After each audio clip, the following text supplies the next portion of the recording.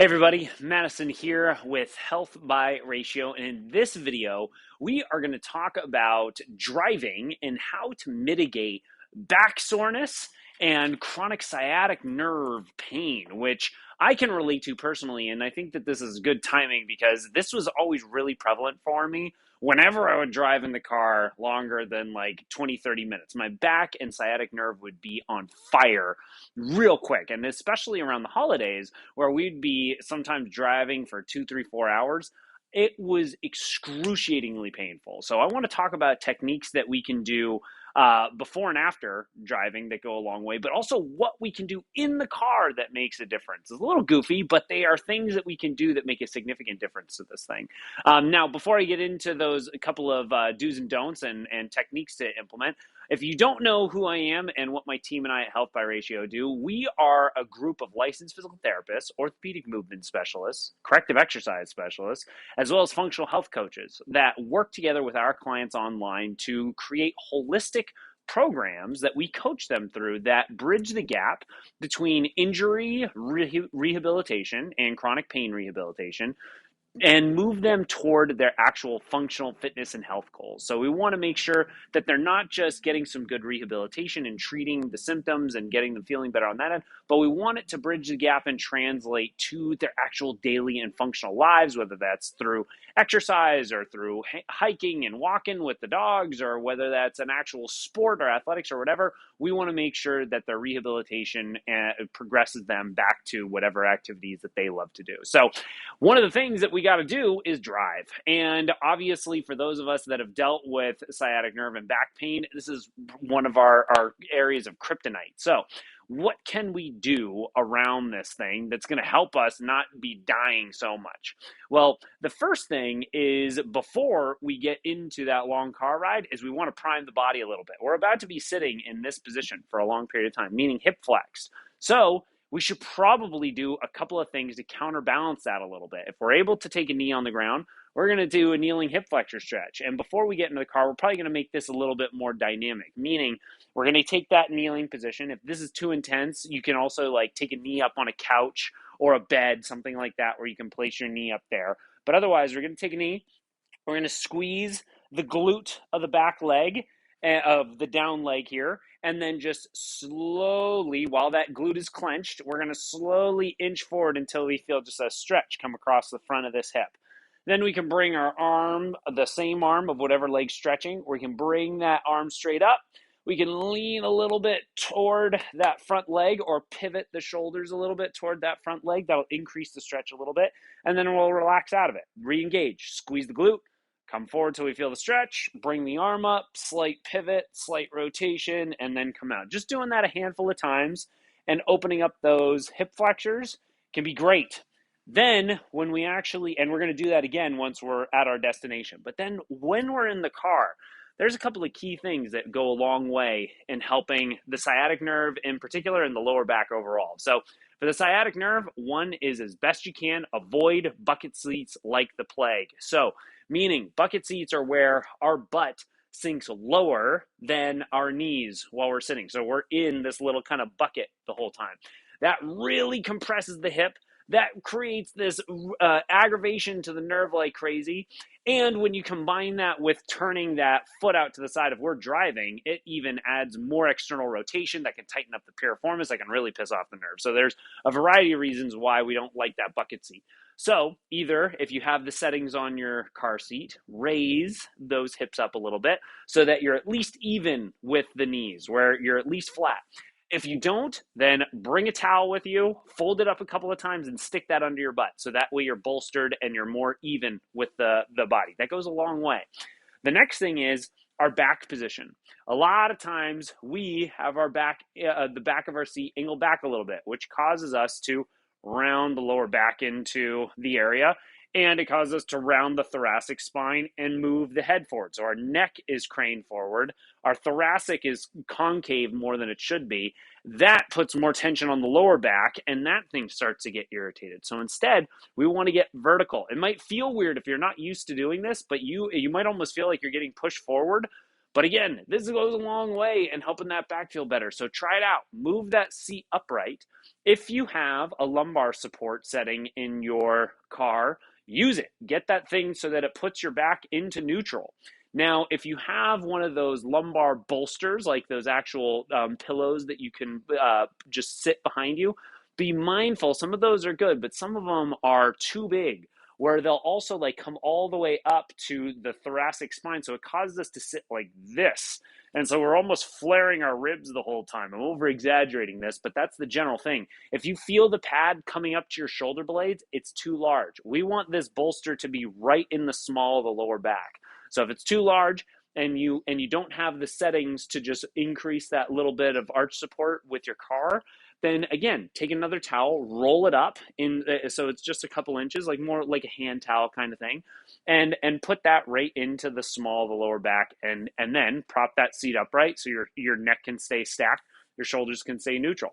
If you're using the steering wheel, put both hands on it and try to get your shoulders back into neutral a little bit. That again supports the lower back from above.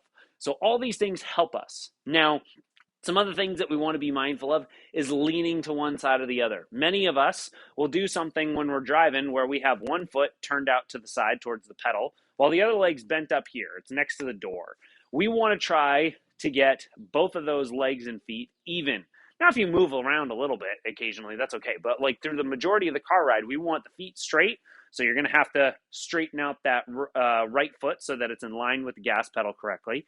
And we want that left leg to be even. If we have one leg bent while one leg is straight, that's going to change the positions of our hips, and that's going to change the tension on our lower back as we're sitting that way. The other thing is we want to sit neutral. We don't want to sit towards one armrest or driving with the left, or prop up the elbow on the door as we're driving with the right. Like, we want to make sure that we're staying balanced. Now, do you have to drive like a race car driver the whole time? No, you're allowed to use your one arm and then switch. You can hold the steering wheel in different positions, but just be mindful of leaning toward one side, and that's going to contribute to that single-sided like SI joint issues, lower back issues, and obviously the sciatic nerve. So those are all some other important do's and don'ts. Now, when we are actually driving, even if we do all these things, chances are it might make us feel a little bit better. It might elongate the ride until we start feeling that soreness come in.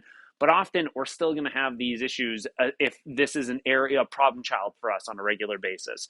And there's other things that we can do away from just sitting that's proactive. We can strengthen up the body the right way, get the core in a better place, and actually heal it over time. But when we're in the moment of sitting in the car, we can only do so much. So what are some techniques that we can do to relieve this?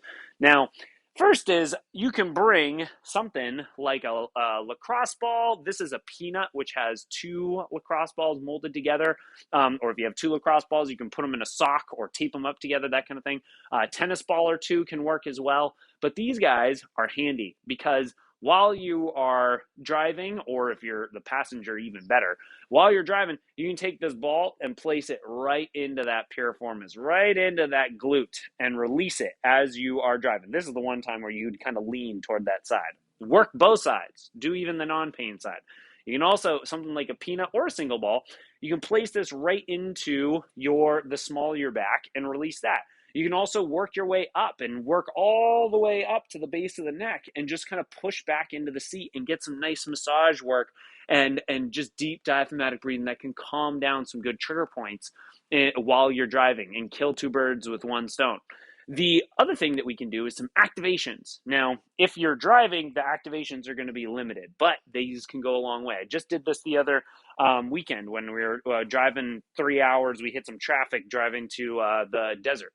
So my sciatic nerve was starting to flare up a little bit around hour 2.5 or so, and I wanted to help this thing relieve. So I knew that I was compressing my hip, my hamstrings and glutes are getting pushed up, the femur is getting pushed up into the leg. So I wanted to contract that glute, contract that hamstring to try to get some blood flow and some space to that nerve. So what I did was I drove one heel down into the floor of my car, and I tried to squeeze as I was driving that right foot down. I'm trying to squeeze my butt cheek, clench my butt cheek, and tighten my hamstring as much as I can. So it's almost lifting me up to that one side. It's pushing me up, so I'm lifting that leg up. I'd hold that for about 5 seconds and relax it. Then I would do the same to the other leg. Push that heel down. Squeeze that left glute and that left hamstring. Engage that for 5, 4, 3, 2, 1. Then again, to the right. And I kept doing that. All out squeeze to one side and then all out squeeze to the other sides for 5 seconds at a time. And I could feel that relief come in. I could feel that blood flow come into that hip a little bit. And I just kept doing it. I did it for about 5 to 10 minutes, and it made the rest of that car ride tolerable where I didn't have to get up out of the car and shake my leg out and all that good stuff. So that's a good one to do. Now, if you're a passenger, you can do something even better. If you're a passenger, feel free to recline your seat back a little bit at this point. You might need to create a little bit of slack around the seat belt, around your lap itself, but you're going to be angled back to a certain extent. And obviously, my legs would be down here because I would have my feet would be down below my hips right now because I would be technically on a chair, not on the ground here, but you'll get the gist. So I'd be down with my thighs here, but my feet underneath me. And I'm going to push into a bit of a glute bridge while while we're sitting in the car. So I'm going to just drive up to whatever's comfortable for me, lifting my butt off of that seat. And I'm going to clench the butt cheeks as hard as I can, squeeze, open them. And I might put a little bit more pressure to one side and then a little bit more pressure to the other side, try to wake them up and then drop out. Shake it out a little bit, do it again. Drive up, wake up those glutes, open up those hips a little bit. It's going to go a long way in helping you feel better. Do like 10, 15 of these reps, and then obviously come back to sitting like normal. And when you get to your destination, the final thing that we got to do is we got to open up these hip flexors. They pull on the lower back. They compress the hips. So we want to make sure that we spend a good minute or two stretching this bad boy out, squeezing the glute, coming forward, feel that stretch, raise the arm up. Lean a little bit to the one side, rotate a little bit to that side, feel that nice deep stretch, hold that. You can move in and out of it a couple of times if you want, but when you're done, actually hold it for an extended period of time as well, like when you're done with your drive. Don't make it just dynamic, actually do a little bit of a static stretch there too. And it goes a really long way in helping that back recover and helping that sciatic nerve calm down. Wake up the glutes a little bit when you get to your destination. If you feel comfortable, bust out some glute bridges, maybe do some squats or lunges if you feel comfortable with that. But do some stuff to wake up the glutes on the activation side. But this is how you can make a huge difference in your body handling those long car rides. So if you guys have any questions, any feedback, feel free to post in the comments below. Look forward to helping you guys out and hope you have a wonderful holiday season. Talk to you soon.